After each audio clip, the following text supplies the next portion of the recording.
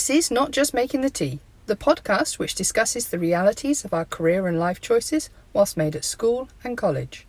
It celebrates the parts that haven't gone to plan as much as those which have. With every chat, we plan to explore what life skills there are to be learnt and how they can influence and help us to succeed. I'm your host, Rachel Price, founder of Amali.com, the career website for young adults. So firstly, I'd like to say thank you for taking the time out to listen to this podcast. I hope that you enjoy the experience and that you will continue to join me and my future guests on our journey. I really appreciate anyone who takes the time to listen, so please do send any type of feedback. I hope that you find these chats thought-provoking, entertaining, and hopefully they'll give you some positive vibes for your day. So on that note, let's get started with today's topic. Developing success habits.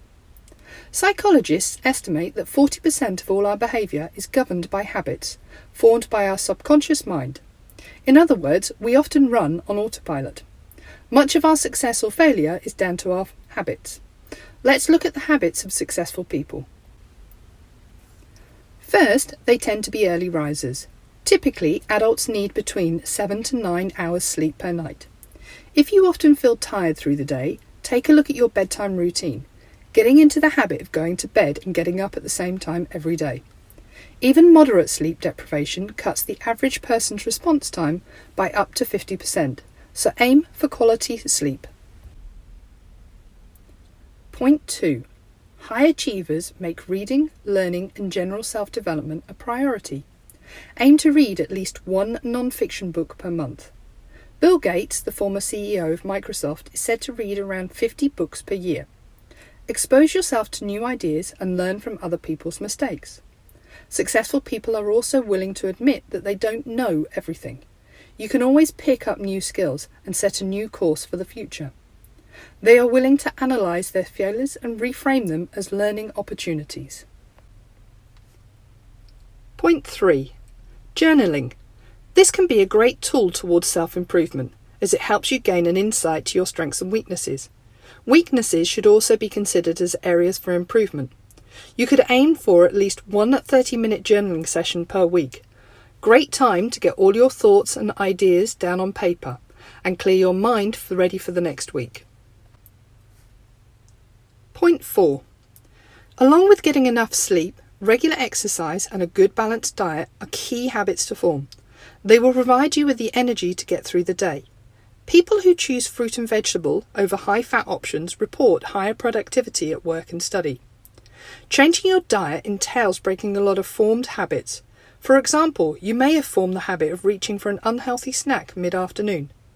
You need to anticipate your personal pitfalls and come up with an alternative that doesn't take much effort. For instance, you could bulk buy healthy snacks to eat, or you could set an alarm on your phone to remind you to take a quick afternoon walk. You should also aim to get 30 to 60 minutes of moderate exercise 5 days a week. If you frequently feel overwhelmed whilst you are studying or working, you probably need to develop 2 new habits. Learning to prioritise your workload and tasks and saying no to unreasonable requests. Plan each day the night before, the upcoming week on a Saturday night, and a month a few days before the new month starts. Experiment with diary apps which also will allow you to write down your to-do lists, share your work with others, and remind you of upcoming events and deadlines. Set intelligent goals using the SMART acronym. So these are specific, measurable, achievable, relevant, and timely. Regular meditation and mindfulness exercises will give you the tools you need to maintain calm in a stressful situation. Stabilise your mood, especially if you're feeling overwhelmed. Neither of these techniques are complicated, but they require consistency in practice to ensure that they become habits and that you shall gain the most from them. Begin by getting into the habit of meditating for 5 minutes each morning. After a few days, you can then increase this by a few minutes, working up to a 20-minute daily practice. Meditation is excellent for anyone who is anxious.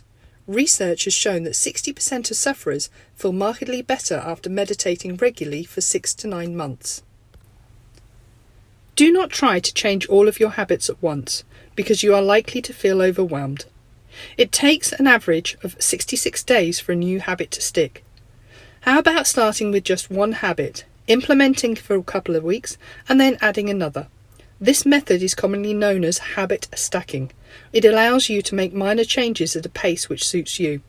Making these obtainable changes makes it more likely that they will become new, better habits which will affect your behaviour in a positive way. So that's our topic for today. I hope you found some points of use and interest. For more information, please go to amali.com and check out the Learning Hub. You'll find more resources for Success Skills 101. Please also go to amali.com and subscribe for updates and activities on topics aimed to help us be more successful. Thank you once again for listening. Keep safe and smile always.